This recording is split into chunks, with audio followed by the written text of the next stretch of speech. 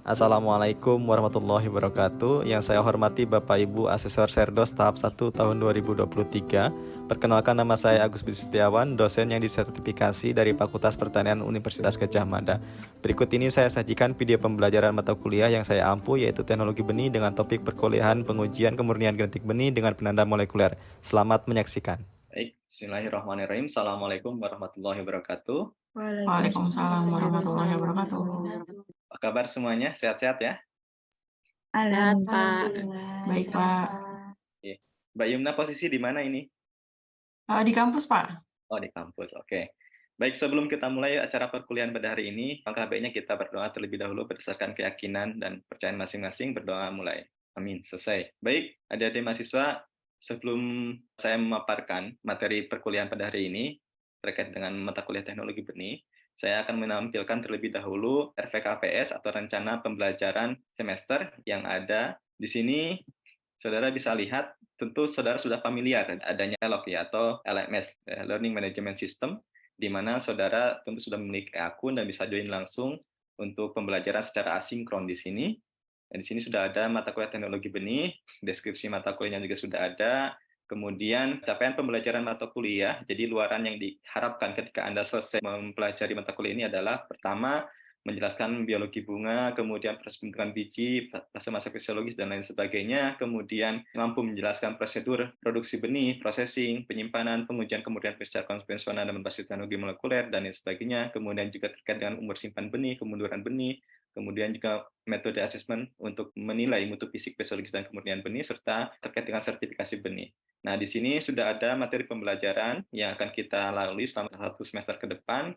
Nanti juga ada referensi yang bisa saudara gunakan sebagai rujukan atau acuan untuk pembelajaran, mulai dari buku, daftar pustaka berupa artikel jurnal bereputasi, dan lain sebagainya. Tentu saja tidak terbatas pada ini saja, saudara juga bisa menggunakan sumber-sumber lain yang relevan dengan teknologi benih. Di sini nanti ada saya sendiri selaku koordinator mata kuliah, kemudian juga ada Ibu Dr. Setiasuti Purwanti, dan di sini ada alamat email kami berdua yang bisa saudara gunakan untuk mengontak kami. Terkait dengan komponen penilaian, terdiri dari komponen tugas dan kuis dengan bobot 15%, UTS 20, UAS 25%, praktikum 20, dan juga presentasi 20%.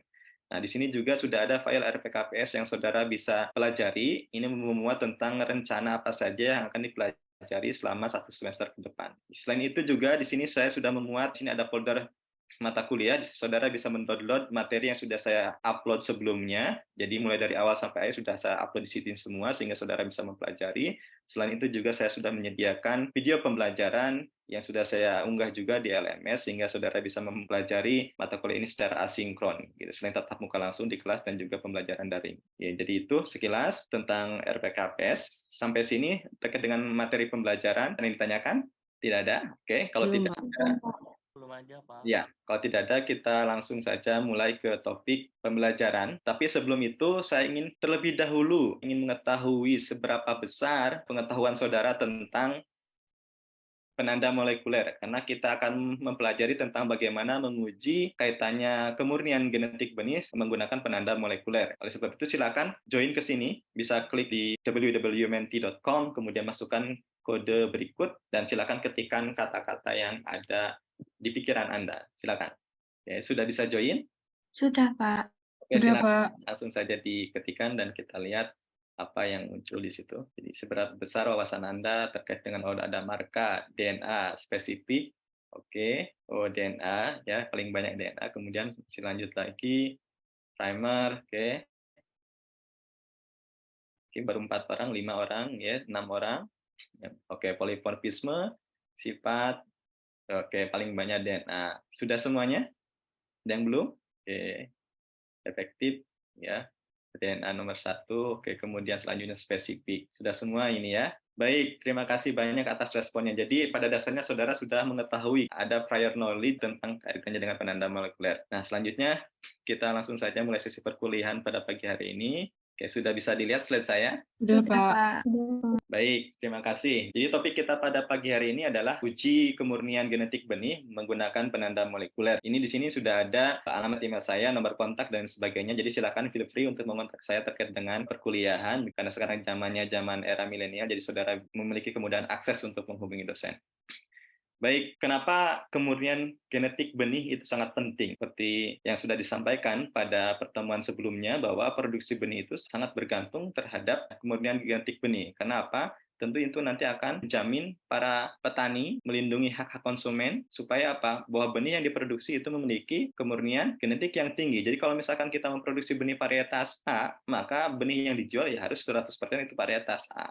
Ya, tanpa ada campuran varietas yang lain, karena itu nanti akan berimplikasi terhadap hasil yang diperoleh para petani. Oleh karena itu, untuk bisa mencapai ini, ada dua pendekatan yang harus dilakukan. Pertama, pendekatan menggunakan prinsip agronomis, kemudian pendekatan prinsip genetik. Karena apa? Kemudian genetik benih tentu ditentukan oleh kedua faktor ini. Nanti kita akan pelajari lebih lanjut di slide selanjutnya. Kemudian, prinsip dasar agronomi yang terkait dengan produksi benih itu ada banyak. Ya. Karena tentu saja kesuksesan untuk bisa memproduksi benih yang berkualitas tinggi itu tergantung kepada manajemen atau kultur teknis yang kita lakukan. Bagaimana kita mempersiapkan lahan sebelum kita tanam, kemudian bagaimana sejarah lahan, apakah ditanam dengan komoditas tanaman yang sama atau tidak, karena itu bisa menumbuhkan adanya tanaman-tanaman volunteer yang dapat mengganggu kemurnian benih. Kemudian persiapan lahan, pemupukan, dan lain sebagainya, hingga nanti pada saat panen ataupun juga pasca panen. Ya. Kenapa manajemen agronomi ini penting? Salah satu aktivitas yang harus kita waspadai sebelum kita memproduksi benih. Pertama itu harus kita pelajari dulu sejarah lahannya. Karena sejarah lahan ini tentu nanti akan memunculkan adanya tanaman-tanaman volunteer. Kalau misalkan kita menanam tanaman menyerbuk silang, misalkan jagung, di mana kita ingin memproduksi benih varietas A.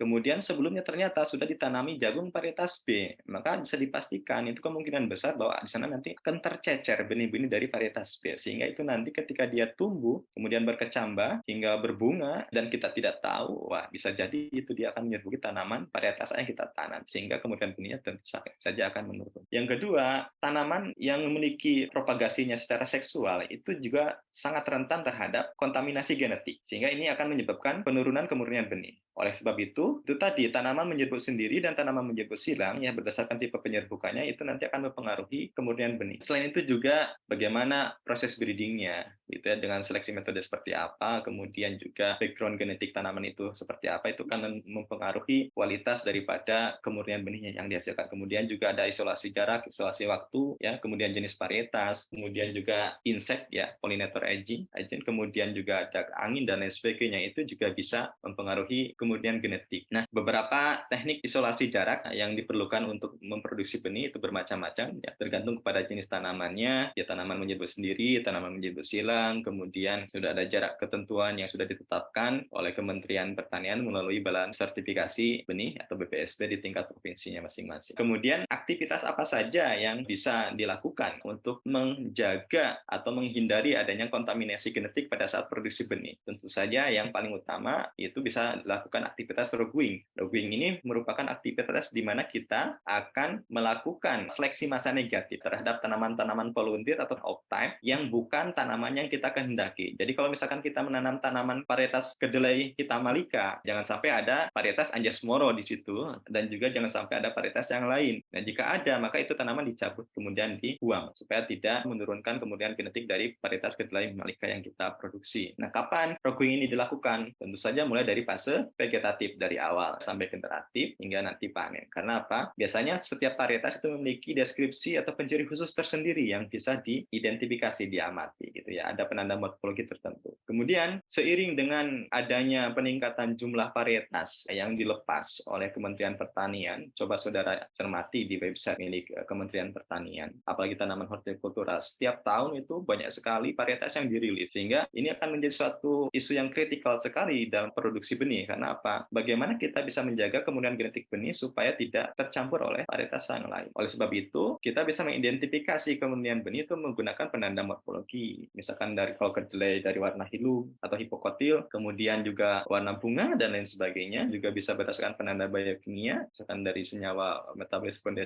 yang dimiliki oleh tanaman tersebut. Kemudian juga bisa berdasarkan penanda molekuler ataupun DNA. Kalau misalkan kita melakukan identifikasi atau bahkan menganalisis kemurnian genetik tanaman menggunakan penanda morfologi itu tentu saja akan sangat makan waktu sekali dibandingkan dengan penanda molekuler dan lain sebagainya. Sehingga ini merupakan suatu tantangan bagi kita bagaimana bisa mengidentifikasi kemurnian genetik tanaman secara tepat, cepat, dan presisi dengan biaya yang sangat murah dan lain sebagainya. Bagaimana kita bisa mendesain gitu atau bahkan mungkin melakukan uji kemudian genetik tanaman secara presisi? Kita harus tahu dulu tanaman ini memiliki genom atau memiliki material genetik. Semua tanaman memiliki material genetik yang tersimpan di dalam genom. Genom tanaman itu ada di mana saja? Ya, ada di dalam inti sel, kemudian ada di mitokondria, dan ada juga di kloroplas. Saat ini, eranya sudah masuk era sequencing, di mana semua tanaman staple food crop dan lain sebagainya itu hampir sudah di sequencing. Karena biaya yang sangat murah dibandingkan zaman dulu, sekarang sudah bisa menggunakan teknologi AGS dan lain sebagainya. Jadi sekali running sudah sangat besar sekali, berapa megabase per atau berapa giga. Dan di situ semua terdapat material genetik atau sekuen DNA di dalam tanaman. Nah, sekuen DNA inilah yang akan kita gunakan, yang tersimpan di dalam database, gene bank database. Itu ada NSBI dan lain sebagainya, akan kita gunakan sebagai marka atau penanda, baik itu sebagai penanda molekuler atau penanda cytogenetik. Ini sekilas kaitannya tentang penanda sekuen DNA. Jadi di dalam genom tanaman itu sendiri terdapat untai basa nukleotida atau DNA. Nah, DNA itu DNA tipe apa sih di dalam genom itu? Sebagian besar adalah sekuen DNA berulang. Biasanya hanya sekitar 10%-an itu adalah merupakan obligatory atau functional gene sequence. Jadi kebanyakan orang dulu mengenalnya repetitive DNA sequence sebagai junk DNA. Nah, ini klasifikasi ada banyak, ada yang diklasifikasikan ke dalam dua jenis, itu ada tandem repeat dan ada disperse repeat. Kemudian kalau tandem repeat itu ada yang microsatellite, kemudian ada yang mini satellite, ada satellite DNA. Para microsatellite saudara mengenal adanya sequence simple sequence repeat atau SSR, ya, SSR dan lain sebagainya. Kemudian kalau mini satelit itu biasanya antara kisaran 20 sampai berapa puluh base pair. Kemudian kalau satu DNA biasanya kisaran 100 sampai 500 base pair length size-nya. Ada juga disperse repeat, biasanya ini merupakan jumping gene atau mobile element. Jadi polanya itu dia jumping gitu ya, ya terinsersi kemana saja tidak karuan gitu ya. Sehingga ada dua jenis, ada tetraposon dan heterotrophs. Ini yang paling banyak digunakan untuk sebagai penanda DNA itu biasanya tandem repeat. Bagaimana sih pola DNA yang memiliki tandem repeat itu? Pertama, itu ada yang ya dia memiliki pola tandem. Kenapa dinamakan tandem repeat? Karena struktur DNA-nya, sekuen DNA-nya itu di dalam genom dia bergandengan. Jadi kalau saudara lihat ini merupakan visualisasi dari 45S ribosoma DNA, di mana kalau saudara lihat di sini ada sinyal berwarna hijau gitu, kemudian ada gap atau space di antara sinyalnya, itu merupakan unknown genomic DNA sequence. Jadi kita tidak tahu bahwa sequence apa yang kosong di situ. Ya. Jadi polanya tandem seperti truk gandeng. Kalau truk gandeng itu kan ada tuas yang memisahkan antara satu truk dengan yang lainnya. Ya. Tuas yang memisahkan itulah dianalogikan sebagai unknown genomic DNA sequence. Jadi polanya tandem terus bergandengan. Nah, ini kalau divisualisasikan di dalam kromosom seperti ini, lokusnya ada banyak sekali. Yang berwarna merah itu 45S, kalau yang berwarna hijau itu dia 5S ADN. Sekarang kita masuk bagaimana kita akan menguji kemurnian genetik tanaman, kemurnian genetik benih yang sudah kita produksi. Dalam kasus ini kita bisa melihat ini ada tanaman F1 hibrida dari cabbage, mulai dari nomor 1 sampai 45. Dan ada tetua jantan dan betinanya. Sehingga di sini digunakan marka penanda SSR. Marka penanda SSR ini dia bersifat kodominan. Beda dengan RAPD, AFLP, SSR, SRAP itu merupakan marka dominan. Marka dominan dan kodominan apa bedanya? Jadi kalau marka kodominan, dia akan mengamplifikasi DNA tidak hanya yang homozigot dominan saja, tapi juga yang resesif dan heterozigot itu juga muncul. Ya, jadi anakannya ini misalkan di sini ya bisa dilihat nomor 1, ya dia mengamplifikasi band DNA yang ukurannya itu sama dari induk bapak dan betinanya. Jadi dia memiliki alel keduanya. Karena ini merupakan F1 hibrida, maka dia itu secara genotip adalah heterozigot. Dia mewarisi alel A besar dari induk betinanya dan alel A kecil dari induk jantannya. Sehingga individu yang heterozigot bisa dideteksi oleh marka yang kodominan. Sementara kalau marka dominan tidak bisa. Kalau kita menggunakan marka dominan, hanya ada satu band saja di individu nomor 1 dan nomor selanjutnya. Saudara bisa lihat di sini, dari semua hibrida yang dihasilkan, ternyata di sini ada cemaran atau ada kontaminasi genetik di F1 hibrida yang dihasilkan. Di mana? Nomor 16. Karena apa? Nomor 16 dia hanya memiliki satu band dari tetua betinanya saja. Dan juga ini nomor 38. Ya. Sementara individu F1 hibrida yang lain itu heterozigot. Ya. Jadi, karena ini F1 hibrida, maka dia merupakan silangan daripada tetua galopin bred A dan galopin bred B. Ya. Sehingga yang hibrida itu ya nomor 1 sampai 15, kemudian nomor 17 sampai 37 dan 39 sampai 45. Jadi ada beberapa kontaminasi genetik. Nah, ini yang bisa kita deteksi secara genotipe dibandingkan dengan yang penanda morfologi. Mungkin kita akan kesulitan karena biasanya antara satu individu dengan individu yang lain, apalagi kemiripannya sangat tinggi, kita kesulitan untuk bisa membedakan. Tapi dengan marka genetik kita akan memiliki kemudahan. Ya. Bagaimana kita bisa mengisolasi, melakukan amplifikasi genetik ini, tentu kita harus memiliki dulu DNA. DNA inilah kita isolasi dari tanaman, kemudian kita lakukan PCR menggunakan marka jenis tertentu, gitu ya, atau bahkan mungkin non PCR menggunakan LLP berbasis enzim restriksi, tapi ini sudah jarang sekali digunakan. Ya. Jadi sangat mudah dan simpel sekali. Nah, hal yang sama juga pernah dilakukan di tanaman padi. Bagaimana di sini bisa dilihat ya, ada CMS line ya, Cytoplasmic steri, kemudian ada indukan restoral line-nya, kemudian ada hibridanya, dan ada tanaman optepnya, tanaman tipe simpang. Dengan menggunakan penanda molekuler ya, berbasis RSA di sini, kita bisa melihat bagaimana mana-mana individu-individu mana saja yang terdeteksi sebagai tanaman optet dan true atau genuine hybrid. Jadi kalau misalkan dia F1 hibrida betul, maka dia akan memiliki 2 alel yang teramplifikasi di dalam PCR tadi. Sementara yang optet itu hanya salah satu. Nah, inilah ya tanaman yang harus kita buang. Nah, kalau kita menggunakan penanda molekuler sedari dini, ya sedari awal mungkin kita bisa melakukan analisis tanaman optet secara cepat, gitu ya, tanpa menunggu tanaman itu harus berbunga, karena umur sekian hari, sekian minggu saja sudah bisa diisolasi DNA-nya. Kemudian, oh nomor ini berarti dia cemaran, ini tanaman optet atau tanaman volunteer, maka kita harus singkirkan dari tanaman, dan yang kita produksi adalah betul-betul tanaman hibrida. Kemudian ini dalam kasus tanaman menyerbuk sendiri, ini hasil penelitian mahasiswa saya, bimbingan saya juga. Jadi tanaman menyerbuk sendiri, sini ada kacang hijau, ya. Kita menggunakan penanda molekuler berbasis retrotontoson untuk mendeteksi apakah ini adalah tanaman F1 hibrida yang dihasilkan itu merupakan genuine hybrid hasil persilangan yang kita lakukan buatan atau bukan. Karena apa? Tanaman kacang hijau ini merupakan tanaman klestogam, di mana penyerbukan itu sudah terjadi pada saat bunga sebelum mekar. Jadi kalau misalkan kita melakukan persilangan buatan, kemungkinannya 2. Pertama, dia diserbuki oleh dirinya sendiri, atau memang anakannya itu hasil penyerbukan silang. Sehingga dengan menggunakan penanda molekuler, kita bisa mendeteksi betulkah bahwasanya F1 hibrida itu hasil persilangan buatan atau bukan. Nah, ternyata di sini F1 dan generasi selanjutnya itu merupakan genuine hybrid atau hasil persilangan intergenetik yang betul-betul kita lakukan oleh sendiri, ya, bukan hasil penyilangan sendiri oleh tanaman kacang hijau itu. Jadi sangat mudah sekali dan besar sekali manfaatnya penggunaan penanda molekuler, ya, khususnya pada bidang perbenihan, untuk menguji, memberikan jaminan bagi customer atau para petani bahwa produksi benih yang kita lakukan itu betul-betul hasil varietas yang kita produksi, tidak ada campuran varietas lain. Jadi kemudiannya bisa mendekati 100%. Ya, itu yang harus kita lakukan sebagai upaya untuk memberikan jaminan kepada para petani agar produksi tanaman yang dihasilkan itu bisa terlimpah. Oke, sampai sini. Silakan. Jadi, kalau ada pertanyaan atau diskusi yang ingin ditanyakan, ya, monggo.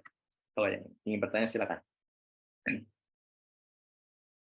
Silakan Resen kalau ingin bertanya. Oh, Mbak Konita, silakan Mbak Konita. Baik Pak, saya izin bertanya tentang kemurnian genetik dan penanda molekuler itu ya Pak. Jadi kemurnian genetik ini kan tadi disebutkan kalau dipengaruhi oleh jenis penyerbukannya, menyerbuk sendiri dan silang. Nah, sebenarnya itu pada tipe tanaman mana yang penanda molekulernya itu lebih diutamakan Pak penggunaannya? Oke. Jadi di mana kapan atau penanda molekuler ini kita bisa gunakan, baik di tanaman menyerbuck silang atau tanaman menyerbuck sendiri, gitu ya. Lebih utama di mana? Baik, kita bahas satu persatu.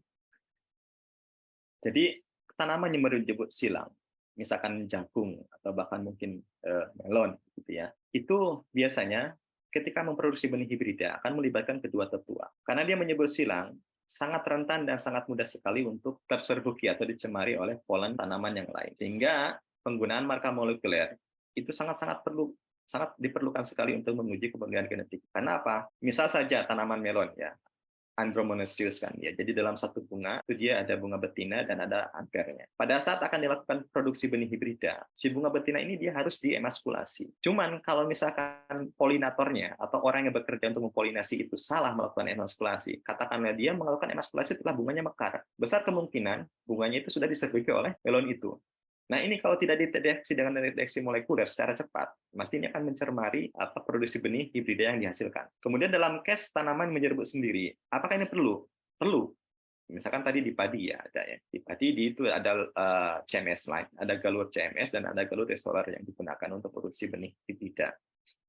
Nah, Dari situ kita bisa melihat gitu ya, seberapa besar peranan penanda molekuler bisa mendeteksi secara cepat di mana tanaman optek itu berada sebelum dia mencemari atau berbunga dan menghasilkan benih.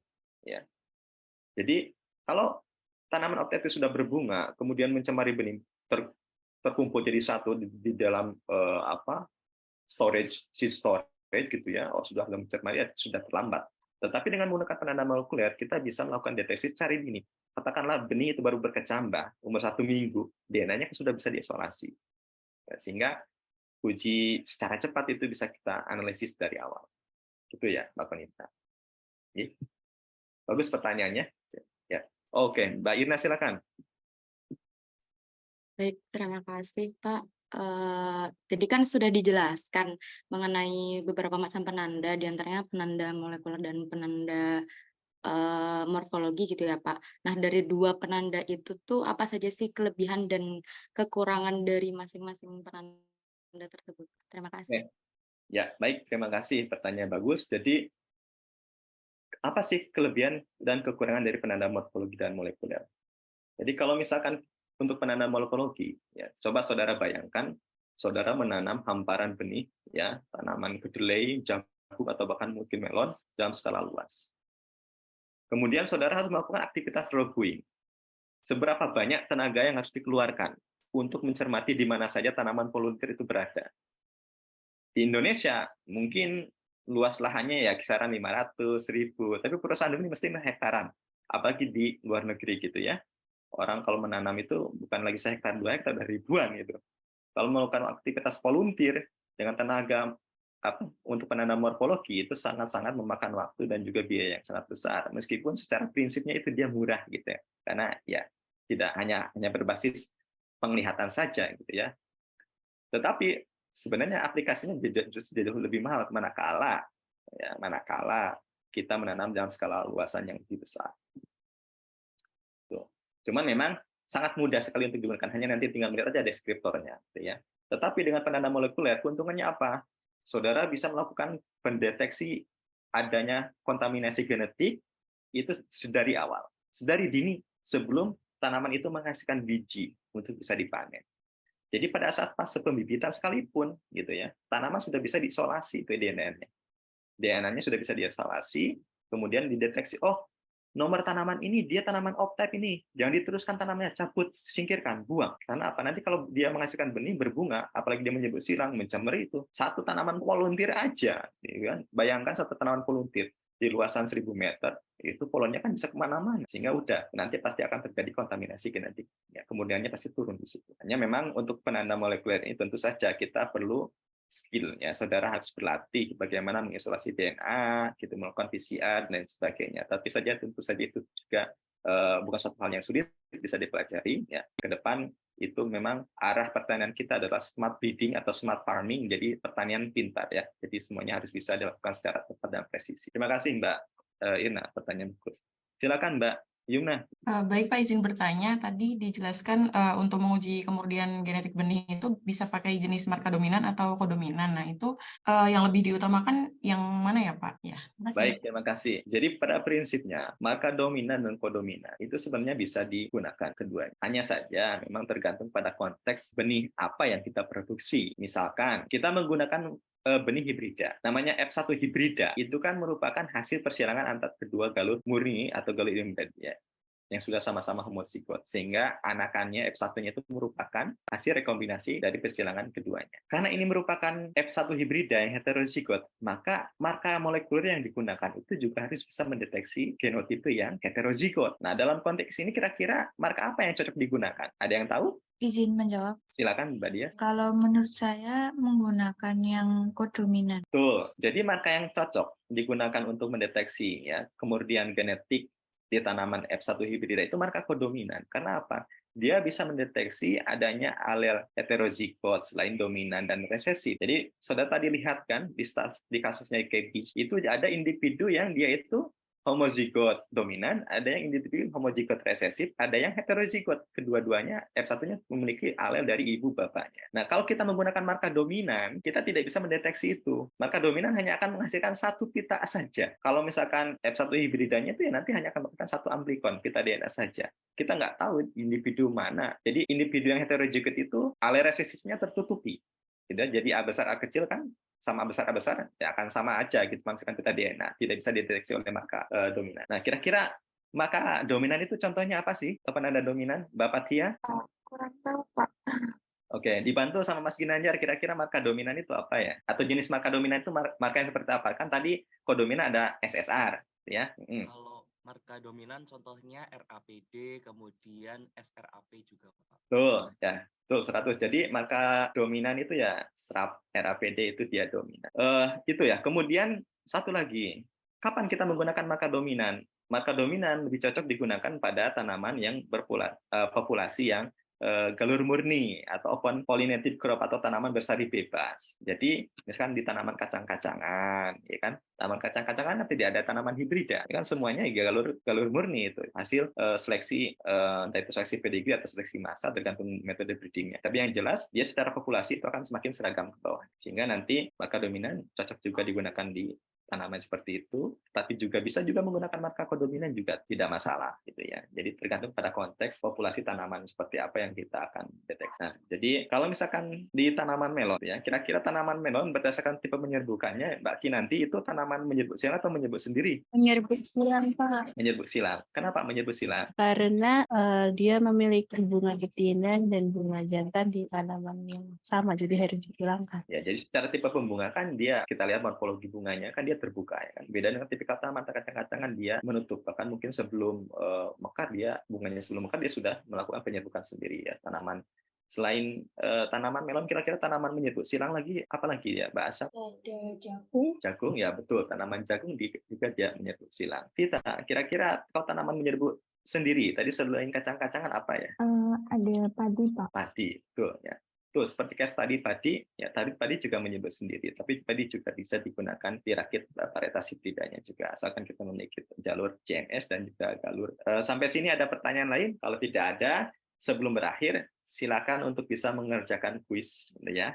Kita akan mengevaluasi sejauh mana pemahaman saudara terhadap perkuliahan yang sudah diberikan pada pagi hari ini. Silakan untuk bisa mulai mengakses melalui smartphone. Saya akan share screen terlebih dahulu. Silakan. Kalau sudah join, tolong dikabari semuanya ya.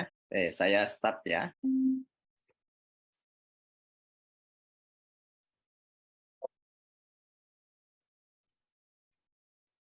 Oke, selamat untuk para jawara ya. Yang juara pertama Mbak Fatia, kemudian yang kedua Mbak Kinanti dan Mbak Konita. Terima kasih. Hasilnya juga bagus ya. Baik, terima kasih banyak atas partisipasinya.